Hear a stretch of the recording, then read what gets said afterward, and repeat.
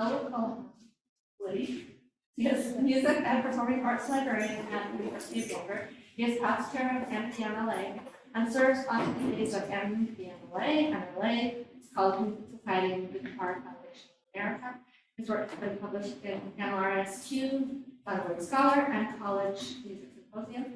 His music degrees are in classical guitar performance and concert theory. He formerly performed with the Denver-based gamelan tuba guitar and is active with the Denver chapter of the American Church Society.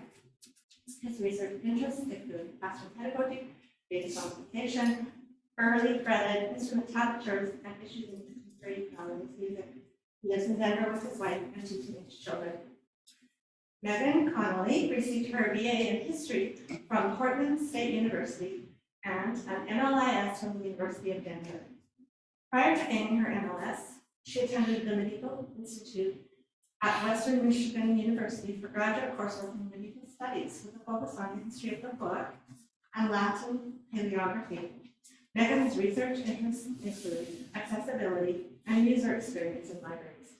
Meghan also enjoys studying Latin, reading, and print photography, and they're presenting beyond accessibility, language representation, and library signage as a tool for inclusion.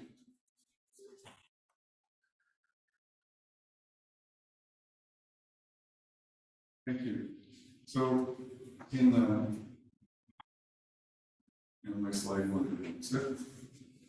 in the fall of 2021, as part of my work on University of Denver's task force on the anti-racist library, I undertook to apply the SPARC Space Inclusive Quotient Test, part of SPARC's Face Reface Toolkit, the Blunt Fee Stanton Foundation Music Library at the University of Denver.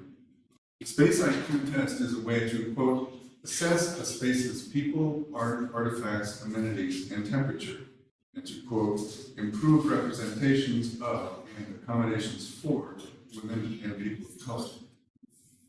The music library scored reasonably well in areas such as representation of women and people of color.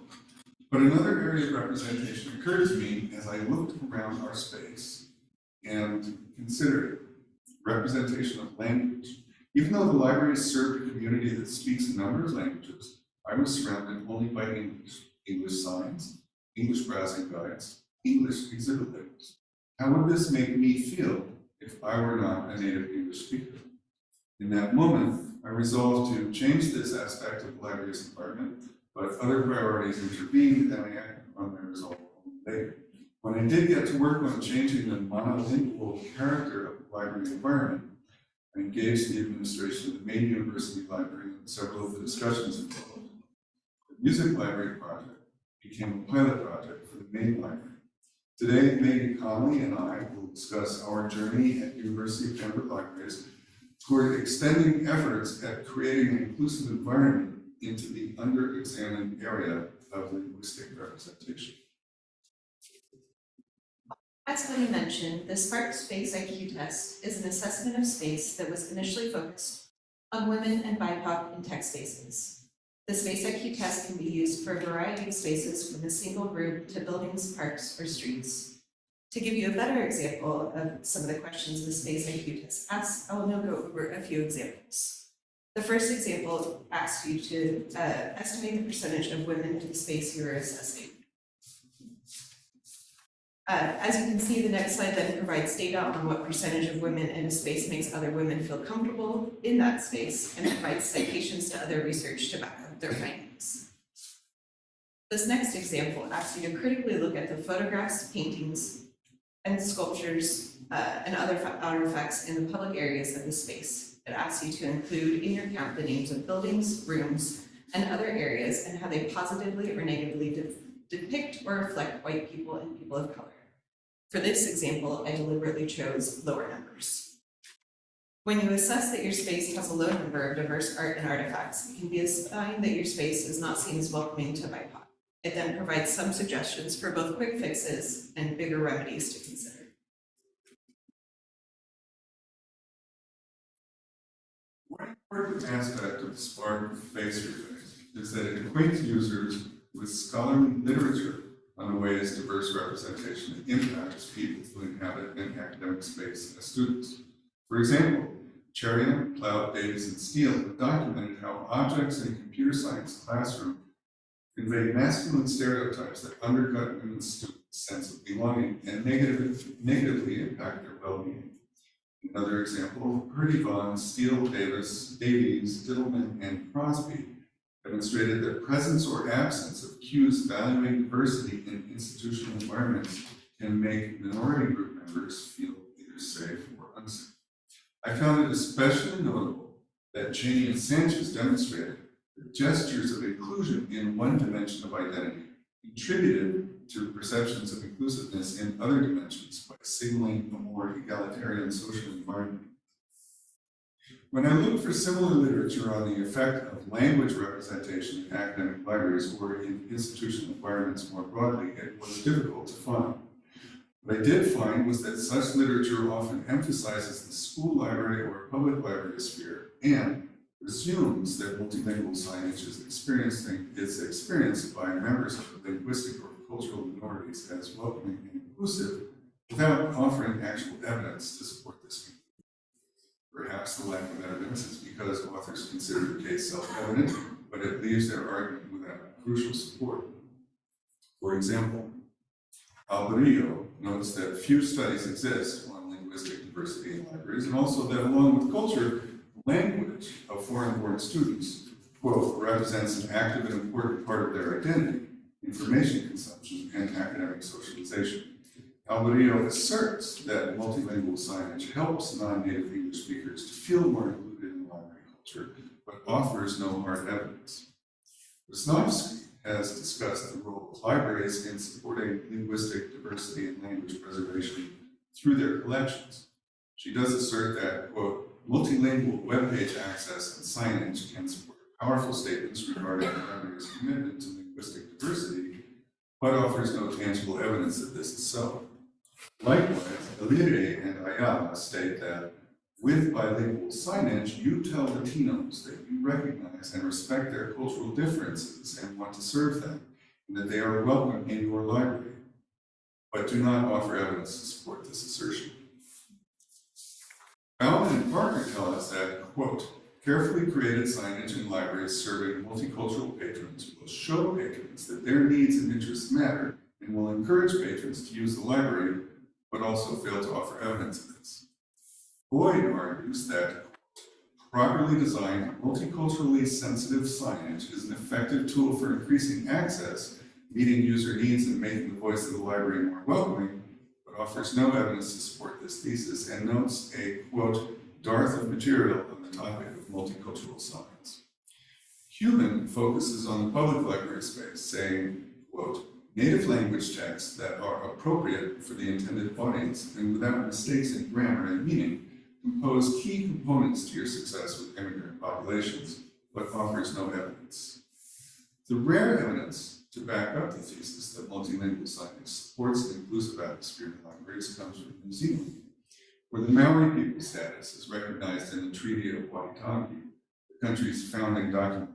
We learned from Evans that, quote, many Maori report feeling uncertain and alienated in libraries, and bilingual signage has been identified as an important component in the process of making Maori feel welcome in libraries. Evans cites McDonald, who discusses bilingual signage as a measure advocated by Maori librarians, and she also cites Auckland City Libraries, which documents in survey results the positive response of Maori patrons to multilingual signage. Finally, Evans cites support for multilingual signage in a report by Wilson and Nathan with this title, which I was unfortunately unable to obtain for examination, so I cannot characterize what it says. We also find that literature on adjacent topics within the realms of library signage and linguistic diversity supports the efficacy of multilingual signage in promoting a sense of inclusion within academic libraries. Anway-Wuxi, Zhao, and Boston make the point that unfamiliar library environments are demanding, with many threats to self-esteem. Library signage can mitigate this cognitive and psychological burden, but is not taken as seriously as it should be. Feliz and Feliz Campos have found that non-native English-speaking students experience bias and exclusion because of their accented English, which negatively affects their self-image and academic participation. Pillar observes that international students in Australia are often disappointed in their hope of establishing a diverse group of friends and experience social exclusion and microaggression by their majority language peers. This results in a, quote, sense of non-belonging and a lack of feeling comfortable on campus. This exclusion usually operates within a complex of other types of discrimination. Quote, linguistic subordination can constitute an essential facet of social alienation, but it rarely operates in isolation. In one case study, Miller now analyzes the message communicated by the language on a receipt for a parking garage in Sydney, Australia. She says, quote, the language on a parking ticket may seem banal, mundane, and not worthy of further attention. However, language choice on such mundane text is important because it's not only an expression of what is normal, that is, conforms to the norm, but also shapes our expectations of norms. The usual monolingual English parking tickets contribute to normalizing Australia as a monolingual English space. Here, I would assert that the English signs in an American university library contribute likewise to normalizing the university as a monolingual English space. So, reviewing this and other literature on the topic not only left me convinced of the importance of multilingual library signage, but made me realize the necessity of gathering data to demonstrate its effectiveness in promoting inclusion.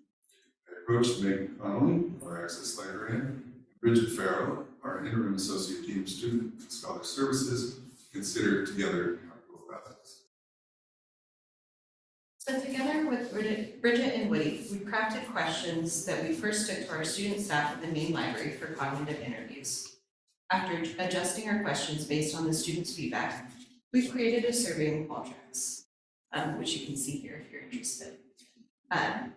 We then completed and received approval for our study from the university's Institutional Review Board, the IRB, and to send out the survey, we used the QR code generated in Qualtrics and also edited the loan receipt letter in ILS Alma to be able to push out a link to patrons after they checked out material from the lending desk.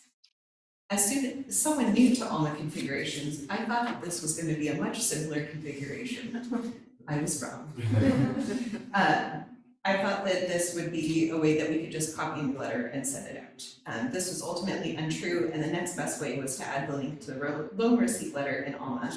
And I learned how to edit the existing XLS test and insert the link, which you can see here. For our survey, we asked a few questions to get a better understanding of our respondents' demographics, along with which location they're filling out the survey for, as we're going to use this for both the main and music library. We then asked questions relating to their language preferences and backgrounds, a few questions relating to their feelings about the space and if they find it welcoming, inclusive, safe, and accessible, and finally some questions for their ideas for improvement and an invitation for a follow-up in-person interview. I will note that for now, we've only issued the survey in English, which is something to consider for the future.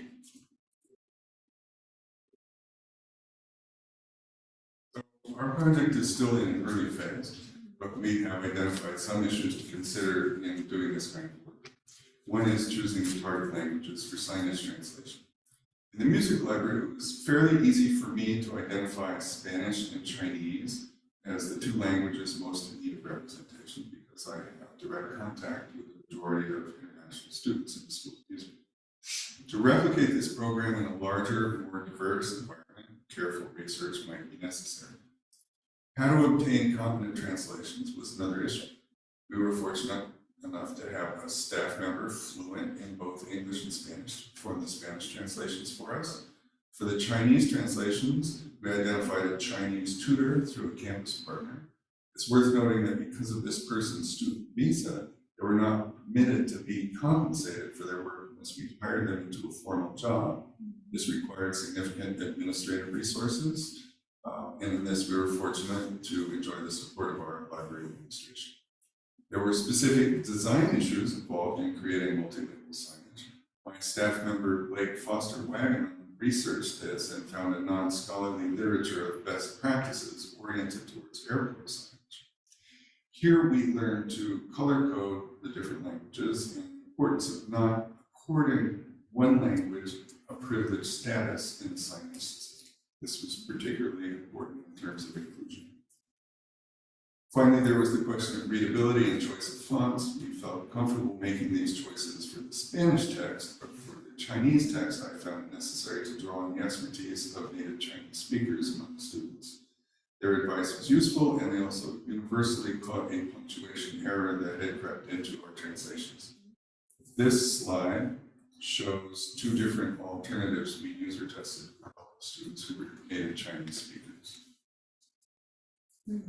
So in our initial survey at the music library, we had a total of 12 respondents with 8 completed surveys. The survey respondents comprised of grad students, faculty, and staff. Our user data shows that grad students are overrepresented as library users, as they comprise of only 20% of the School of Music. A flaw in our data is lack of undergraduate responses. We hope to capture more undergraduate responses in the next iteration of this survey. Other than the lack of undergraduate responses, here's one example of some of our demographic data. Our respondents were 50% male, so 4, 25% female, and 25% identified as non-binary. Our respondents ranged from rarely to frequent use of the music library. And while all respondents were primarily English speakers, most spoke a language besides English, including Russian, French, German, and Spanish. The most requested other language for signage was Spanish. And when asked what makes the library feel less inclusive, signage in the library was mentioned by a few respondents as lacking or needing improvement.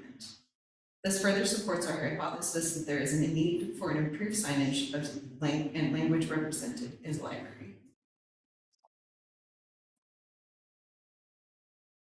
So in this presentation, we have discussed how language plays a part in representation of diversity, how this aspect of diverse representation is missing from the SPARC face-to-face, and how the literature on this topic is generally weak and anecdotal. Our post-intervention survey will attempt to document the impact of our new multilingual signage, only by speakers. Our goal is to demonstrate measurable change in perception of inclusivity in the music library, not only by speakers of the target languages, but by all of our patron base, on the principle demonstrated by Janie and Sanchez, whereby inclusion in one identity dimension signals inclusiveness in others. Our hope is that quantitative data in this area will help provide evidence with which administrators can support similar projects in their institutions. It should be noted that this project is not intended to be a one-and-done intervention, but an ongoing iterative program. Library signage will be revisited annually and new translations commissioned as necessary. An important facet of this project is its status as a pilot for the Anderson Academic Commons, the main university library. Implementation of the study in the main library will be informed by the experience that we've gained in the music library. Its budget implications in the main library will be different from those in the music library. The music library was fortunate to already depend mostly on paper signage. The main library has a relatively greater proportion of permanent signage, which will be more complex and expensive to replace. This may lead to a more cautious approach to replacement, and also may lead to the participation of campus partners such as the Office of Internationalization. Ultimately, we hope that this initiative will lead to greater advocacy for linguistic diversity and signage across campus. DU positions itself as an internationally facing institution with a mission statement speaking of partnerships with global communities and a value statement that speaks of innovation and inclusiveness. We have an Office of Internationalization, an Office of Global Engagement, and a population of 818 international students from 97 countries. The built environment of our campus needs to reflect these commitments. We believe the university libraries can show the way forward. That is our presentation. These are our sources. We don't need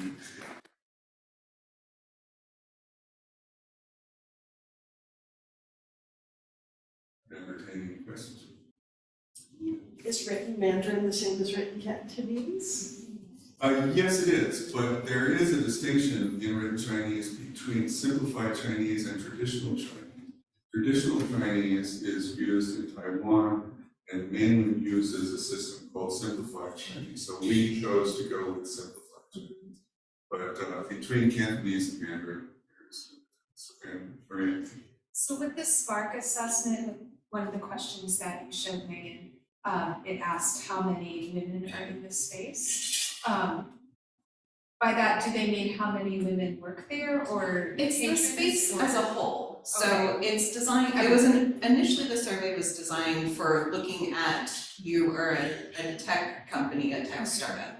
What does your space look like for your coworkers? So it is framed in more of you're a coworker kind of language. But we've done the assessment and had, we have a library student advisory board, and we had our students do the survey and got some really great feedback and information on like what they felt was lacking, especially because I asked them to look at signage specifically. Okay. I will admit that I did the survey in the music library during break, so there were not many patrons and only library workers who were mostly, so I got explored. So you mentioned that you chose, you have English, Spanish, and Chinese. Right. And then you also mentioned there are also other languages that were mentioned in the survey, and that you have other patrons who speak other languages. So can you talk about the conversations that you might have had about choosing what languages you're going to represent, and any difficulties that you might have in the future in trying to represent all the languages on a limited space on a sign? Right, so in the music library, because so all the international students are graduate students. And I teach the graduate bit class, so I know who they are. And it was very easy for me to just know intuitively that Spanish and Chinese are the big non-English languages that need to be represented. Maybe, we have talked, maybe you can address like the main library. Yeah, we certainly looked at the main library, would probably also want Arabic, and doing a survey of other languages. So we'll probably want to be more in-depth at the Anderson Academic Commons, our main library, just based on our student population that is regular or infrequent visitors of the library, but Spanish certainly would be one. So it's part of our ongoing assessment and part of when we bring the survey to the main library, we're hoping to get better feedback of what languages people would like to see represented. We've talked about working with the Office of Institutional Research to sort of get the national demographics of the student population, but they would know what countries people come from, but not necessarily what languages they speak. So we've talked about doing a preliminary survey to see what languages people would speak. Discuss them.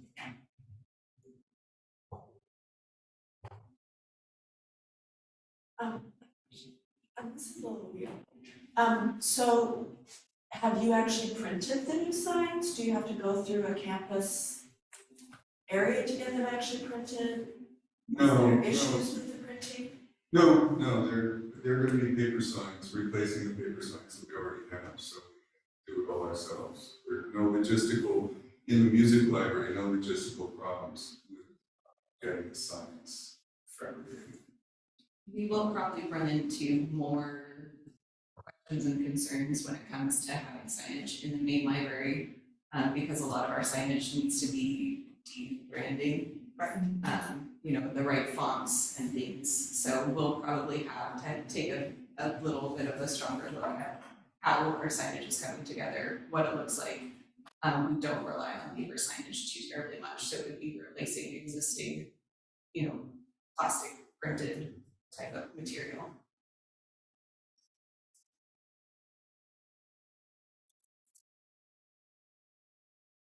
What will you do if the data you gather does not support the effectiveness? Well, you saw that our sample is very small. We struggled a little bit to get response to the survey. And we did score pretty well on inclusion. So it's possible that we won't be able to demonstrate a strong effect. And that's why I think it's important that this is a pilot project for the main library, because we'll be able to design the survey or revise it as necessary.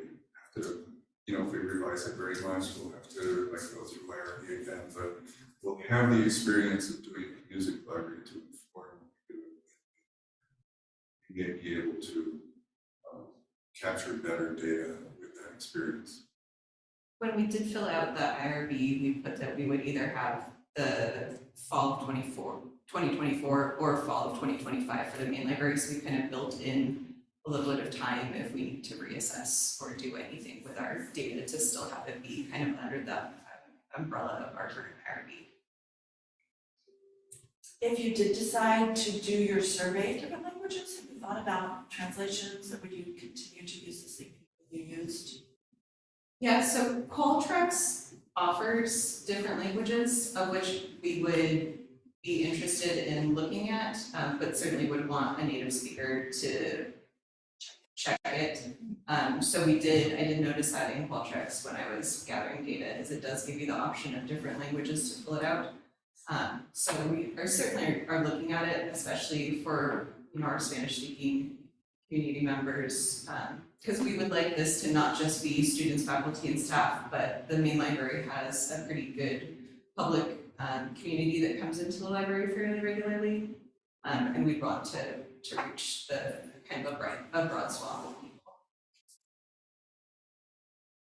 Yeah, and the two translators that we worked with in the music library will be graduating, so we would probably have to find another day to move things forward.